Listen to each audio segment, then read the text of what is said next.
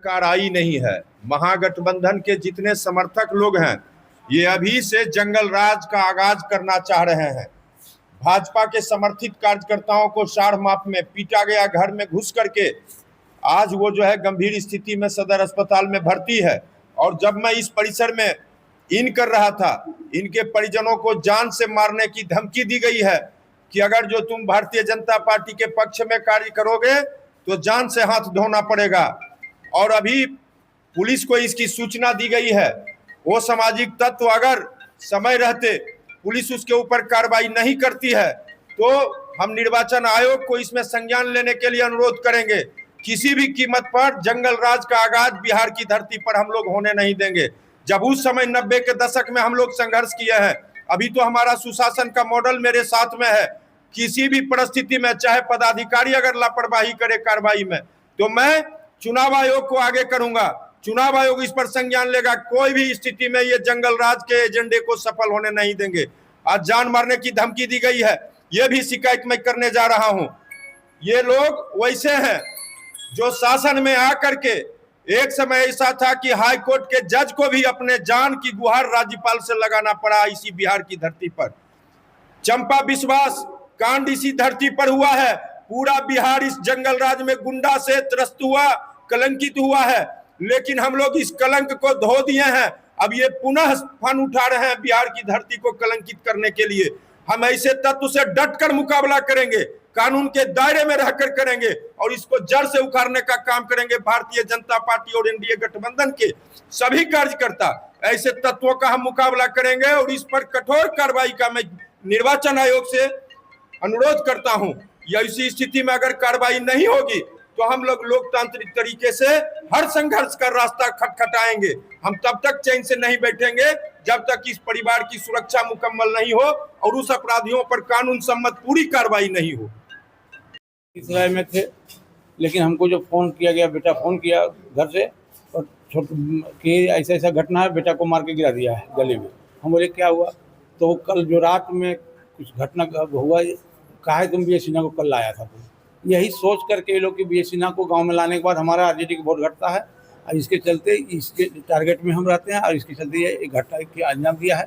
आज से 2 महीना पहले हमको धमकी दिया गया था कि तुम लोग हमारे गांव की जो मत है उसके साथ रहो और नहीं तो तुम्हारा बहुत नुकसान होगा। और आज हमारा नुकसान करना शुरू कर दिया है। कौन लोग हैं, क्या नाम है उनका? मुखिया समर्थक कुछ लोग हैं और उसमें मुखिया पति भी हैं एवं ग्राम में डॉक्टर किशोरी यादव हैं, राधे यादव हैं। इलाज के लिए हल्सी ले गए? जी, पहले हल्सी ले गए, वहाँ से रेफर किया गया तो यहाँ लेकर के आए हैं। क्या स्थिति है? स्थिति उसका सीना में चढ़ करके मारा है और सर में उसको ज़्यादा है और सीना में जो है इस पर चढ़ करके मारा है। ये है। आपको इसका सूचना पुलिस को दी है? जी, थाना प्रभारी वहाँ का घर पर गए हुए थे, लेकिन हम अपने बेटा की स्थिति देखते हुए मैं थाना में कोई आवेदन अभी तक नहीं दे पाया हूँ। क्या नाम हुआ? गोवर्धन यादव। देखिए, कल साढ़ माफ में जिस तरह से राजद के असामाजिक तत्वों ने भारतीय जनता पार्टी के सामान्य कार्यकर्ताओं के ऊपर हमला करने का काम किया है, चोट पहुंचाने का काम किया है, घायल करने का काम किया है, वो निंदनीय है। और उससे भी ज़्यादा निंदनीय है कि उस घटना के लिए जो पुलिस प्रशासन को टेलीफोन किया जाता है, DSP को टेलीफोन किया जाता है, DSP टेलीफोन तो रिसीव नहीं करते हैं।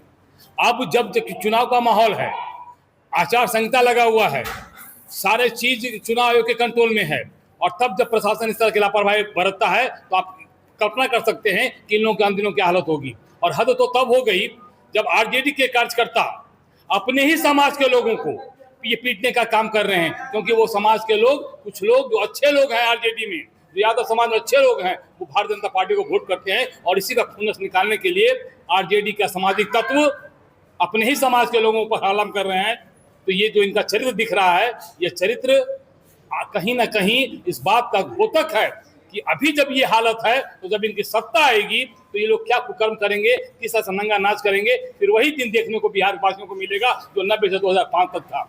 इसलिए हम प्रशासन के साथ साढ़ माप के उन युवाओं को भी, उन लोगों को भी चेताना चाहते हैं कि आप अभी भी वक्त है, चेत जाइए। एनडीए की सरकार बननी ही बननी है, इसमें कहीं कोई दो राय नहीं है।